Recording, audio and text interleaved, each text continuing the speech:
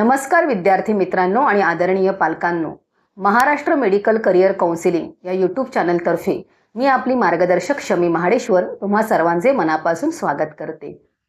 महाराष्ट्रातील वैद्यकीय प्रवेश प्रक्रियेमध्ये केवळ गुण महत्त्वाचे नसून आरक्षणाचे गुंतागुंतीचे नियम समजून घेणेही तितकेच गरजेचे आहे।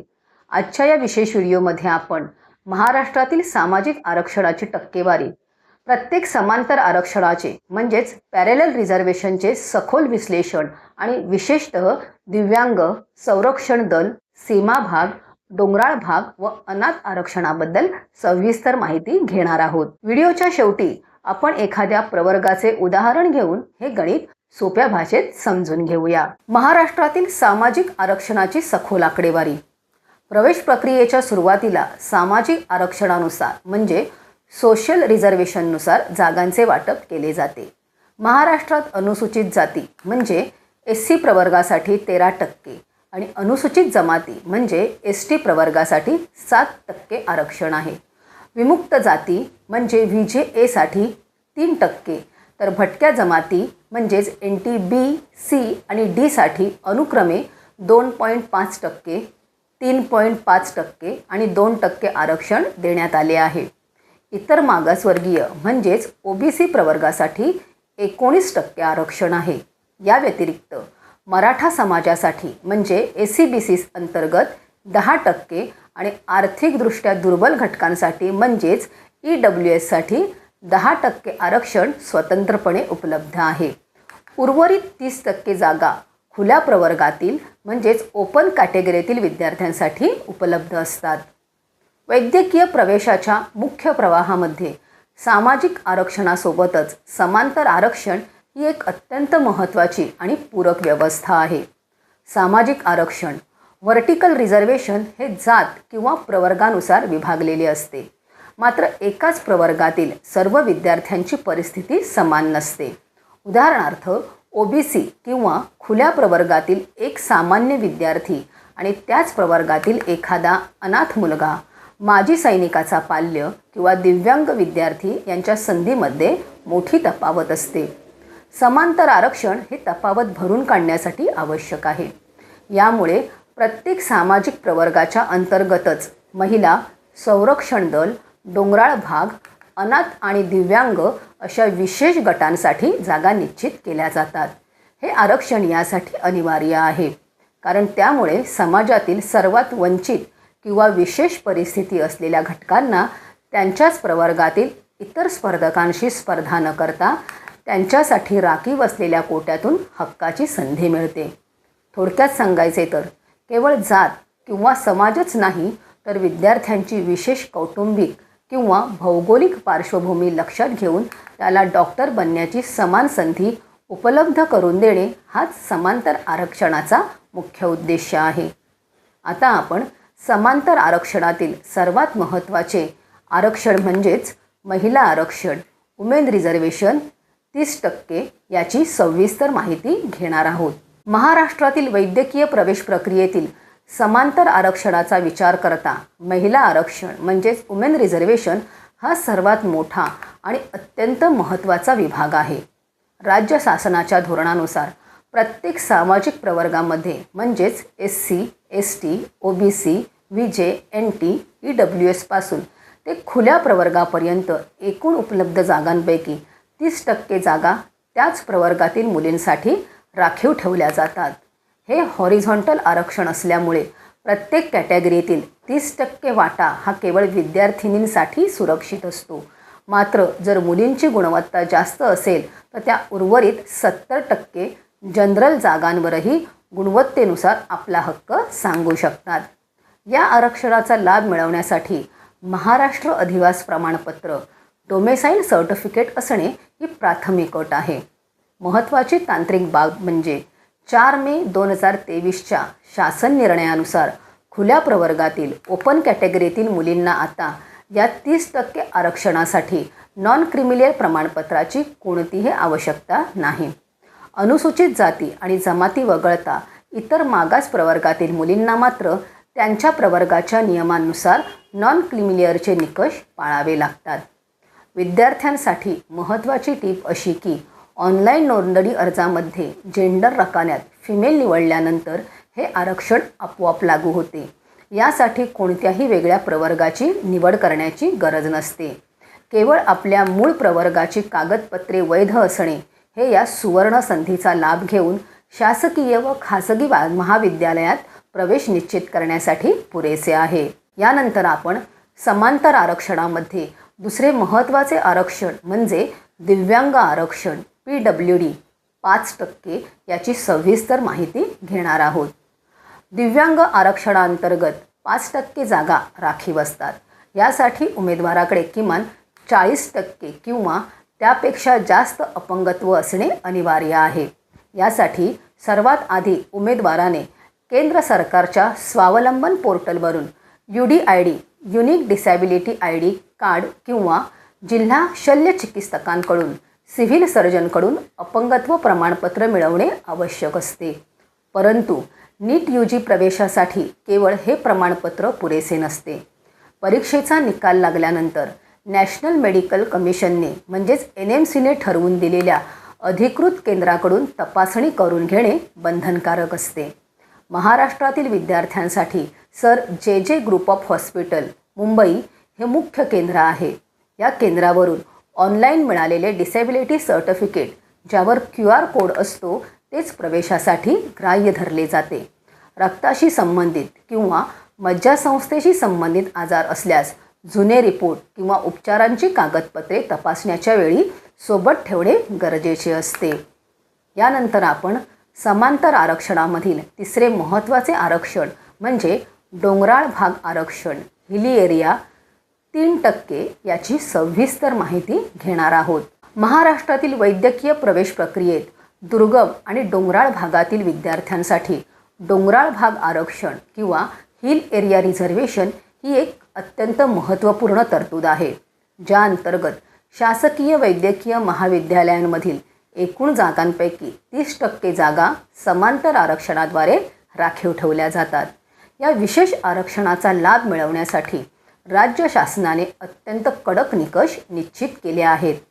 सर्वात महत्त्वाची अट म्हणजे विद्यार्थ्यांच्या पालकांकडे संबंधित तालुक्याच्या तहसीलदार कार्यालयाचा त्या विशिष्ट डोंगराळ भागात सलग 15 वर्षे वास्तव्यास असल्याचा अधिकृत दाखला असणे अनिवार्य आहे.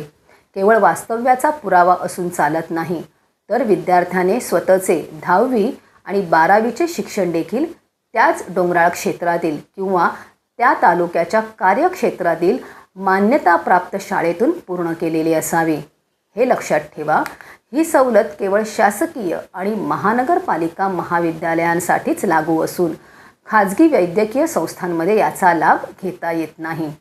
त्यामुळे प्रवेश प्रक्रियेच्या नोंदणी अर्जात अचूक प्रवर्ग निवडणे आणि तहसीलदारांनी प्रमाणित केलेली कागदपत्रे वेळेत सादर करणे आपल्या MBBS प्रवेशाची वाट अधिक सुकर करण्यासाठी अत्यंत आवश्यक ठरते. यानंतर आपण समांतर आरक्षणामधील चौथे महत्त्वाचे आरक्षण म्हणजेच डिफेन्स संरक्षण दल आरक्षण डिफेन्स कोटा 5% याची सविस्तर माहिती घेणार आहोत. महाराष्ट्र MBBS प्रवेश प्रक्रियेत संरक्षण दल आरक्षण डिफेन्स कोटा हे एक अत्यंत महत्त्वाचे समांतर आरक्षण आहे, ज्या अंतर्गत एकूण शासकीय जागांपैकी 5% जागा लष्करी कर्मचाऱ्यांच्या पाल्यांसाठी राखीव ठेवल्या जातात.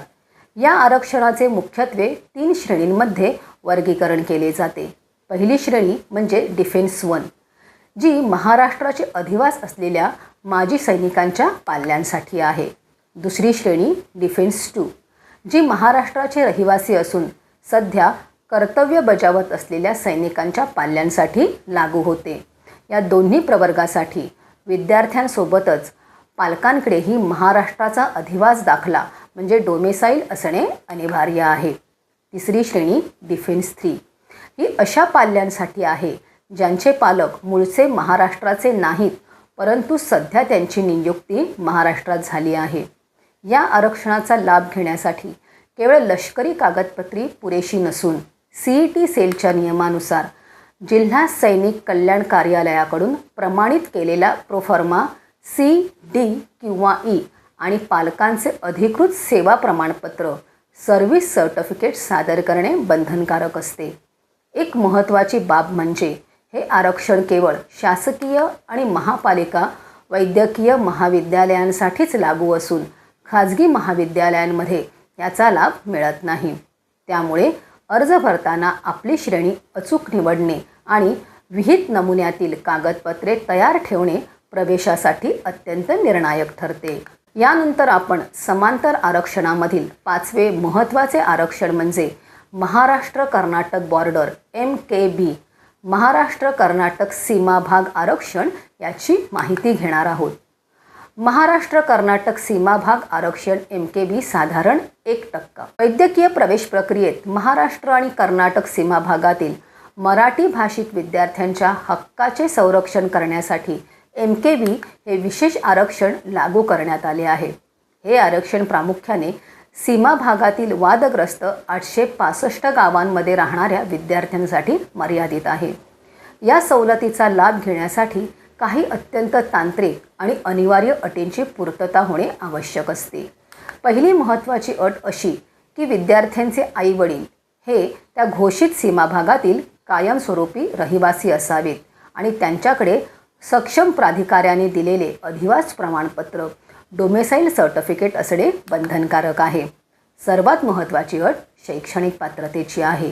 विद्यार्थ्याने आपल्या 10वी किंवा 12वीच्या बोर्ड परीक्षेत मराठी हा विषय स्वतंत्रपणे घेऊन तो यशस्वीरित्या उत्तीर्ण केलेला असावा, जेणेकरून त्याचे मराठी भाषिक असणे सिद्ध होईल. प्रवेश अर्जासोबत केवळ रहिवासी पुरावा असून चालत नाही, तर संबंधित सक्षम महसूल प्राधिकाऱ्याने दिलेले सीमा भागातील रहिवासी असल्याचे विशेष प्रमाणपत्र सादर करावे लागते. हे आरक्षण केवळ शासकीय वैद्यकीय महाविद्यालयांमधील ठराविक जागांसाठीच उपलब्ध असून सीमा भागातील गुणवंत विद्यार्थ्यांना महाराष्ट्रातील मुख्य प्रवाहात वैद्यकीय शिक्षण घेण्याची ही एक सुवर्ण संधी आहे. त्यामुळे अर्ज भरताना MKB प्रवर्गाची निवड करणे आणि मराठी विषयाच्या पात्रतेसह सर्व कायदेशीर कागदपत्रे वेळेत तयार ठेवणे तुमच्या प्रवेशासाठी अत्यंत निर्णायक ठरेल. या आरक्षणासाठी निश्चित अशा जागा आरक्षण टक्केवारीनुसार उपलब्ध नसल्या तरी एकंदरीत प्रक्रियेत 8 ते 10 जागा MKBसाठी राखीव ठेवल्या जातात. अनाथ आरक्षण ऑर्फन रिझर्वेशन 1% याबाबत सविस्तर माहिती आपण आता घेणार आहोत. वैद्यकीय प्रवेश प्रक्रियेत संवेदनशील आणि सामाजिक बांधिलकी जपणारे एक महत्त्वाचे आरक्षण म्हणजे अनाथ आरक्षण. राज्य शासनाने अनाथ विद्यार्थ्यांसाठी शासकीय आणि निमशासकीय वैद्यकीय महाविद्यालयांमध्ये 1% जागा समांतर आरक्षणांतर्गत स्वतंत्रपणे राखीव ठेवल्या आहेत. या सवलतीचा लाभ घेण्यासाठी विद्यार्थ्यांकडे महिला व बालविकास विभागामार्फत वुमेन अँड चाइल्ड डेव्हलपमेंट डिपार्टमेंटमार्फत जारी केलेले अधिकृत अनाथ प्रमाणपत्र ऑर्फन सर्टिफिकेट असणे सर्वात महत्त्वाचे आणि बंधनकारक निकष आहे. हे प्रमाणपत्र विद्यार्थ्यांच्या श्रेणीनुसार अ, ब किंवा क दिलेले असते, ज्याची पडताळणी प्रवेशाच्या वेळी केली जाते. नोंदणी प्रक्रिया सुरू असताना CET सेलच्या अर्जामध्ये ऑर्फन या पर्यायाची अचूक निवड करणे अनिवार्य आहे, अन्यथा या विशेष कोट्याचा लाभ घेता येत नाही. हे आरक्षण समांतर स्वरूपाचे असल्यामुळे गुणवत्तेनुसार अनाथ विद्यार्थ्यांसाठी राखीव असलेल्या जागेवर त्यांना प्राधान्य दिले जाते. पालकांचे छत्र नसलेल्या परंतु जिद्दीने अभ्यास करणाऱ्या विद्यार्थ्यांसाठी ही तरतूद वैद्यकीय शिक्षणाची दारे उघडणारी एक सुवर्ण संधी आहे. त्यामुळे पात्र विद्यार्थ्यांनी आपले अनाथ प्रमाणपत्र वेळेत तयार ठेवून अर्ज प्रक्रियेत त्याचा योग्य उल्लेख करणे अत्यंत आवश्यक आहे. आता आपण हे समांतर आरक्षण प्रत्यक्षात कसे काम करते हे OBC 19% आरक्षण प्रवर्गाच्या उदाहरणावरून पाहूया. समजा एका सरकारी कॉलेजमध्ये एकूण 100 जागा आहेत. सामाजिक वाटा 19% नुसार OBC प्रवर्गाला 19 जागा मिळतील. समांतर विश्लेषण या 19 जागांपैकी सुमारे 6 जागा म्हणजे 30% केवळ OBC महिलांसाठी असतील. तसेच अंदाजे 1 जागा OBC डिफेन्ससाठी, 1 जागा OBC डोंगराळ भागासाठी आणि 1 जागा OBC दिव्यांग विद्यार्थ्यासाठी राखीव केली जाईल. 1 जागा साधारणपणे MKBसाठी राखीव असेल. अशा प्रकारे समांतर आरक्षणाचे सर्व संवर्ग पूर्ण केल्यानंतर उरलेल्या जागा OBC जनरल मुले व मुली दोघेही यांसाठी उपलब्ध राहतात. हे गणित केवळ आपल्याला अंदाज येण्यासाठी मांडलेले आहे. हे लक्षात घ्या. प्रत्यक्ष कॉलेज वाईज विचार न करता महाराष्ट्रातील सर्व सरकारी कॉलेजेसचा एकत्रित विचार करून समांतर आरक्षणातील जागा निश्चित केल्या जातात. प्रमाणपत्रांची वैधता आणि महत्त्वाची खबरदारी लक्षात ठेवा. आर्थिक निकषांवर आधारित सर्व प्रमाणपत्रे जसे की नॉन क्रिमिलियर NCL आणि EWS ही 31 मार्च 2026 नंतरचीच असावीत. जातीचे प्रमाणपत्र, कास्ट सर्टिफिकेट, जात वैधता प्रमाणपत्र, कास्ट व्हॅलिडिटी आणि अधिवास प्रमाणपत्र डोमेसाईल ही डिजिटल स्वरूपातील असावीत. सर्वात महत्त्वाचे म्हणजे नोंदणी करताना समांतर आरक्षणाचा पर्याय निवडणे विसरू नका. वैद्यकीय प्रवेश प्रक्रिया ही आजच्या घडीला अत्यंत गुंतागुंतीची झालेली आहे. MBBS पासून BDS, BAMS, BHMS आणि फिजिओथेरपीपर्यंत प्रत्येक कोर्सेससाठी वेगवेगळे नियम, वेगवेगळे राऊंड्स आणि वेगवेगळे फी स्ट्रक्चर आहेत. महाराष्ट्रात प्रवेश प्रक्रिया ही स्टेट CET सेल महाराष्ट्रद्वारे राबवली जाते, ज्यामध्ये राऊंड 1, राऊंड 2, मॉपअप आणि स्टे वॅकन्सी असे अनेक टप्पे असतात.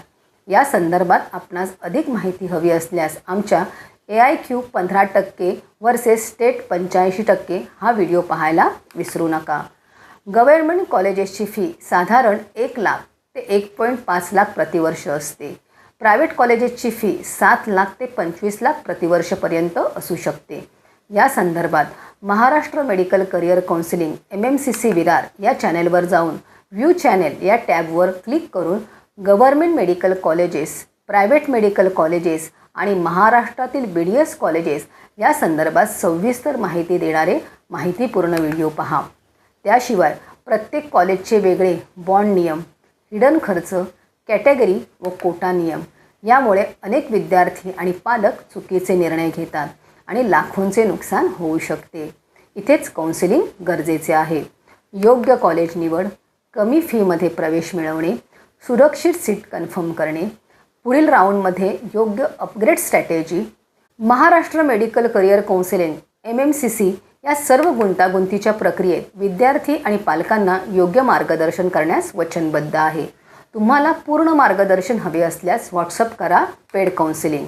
फक्त महत्त्वाचे अपडेट्स विनामूल्य हवे असल्यास व्हॉट्सअप करा फ्री अपडेट्स.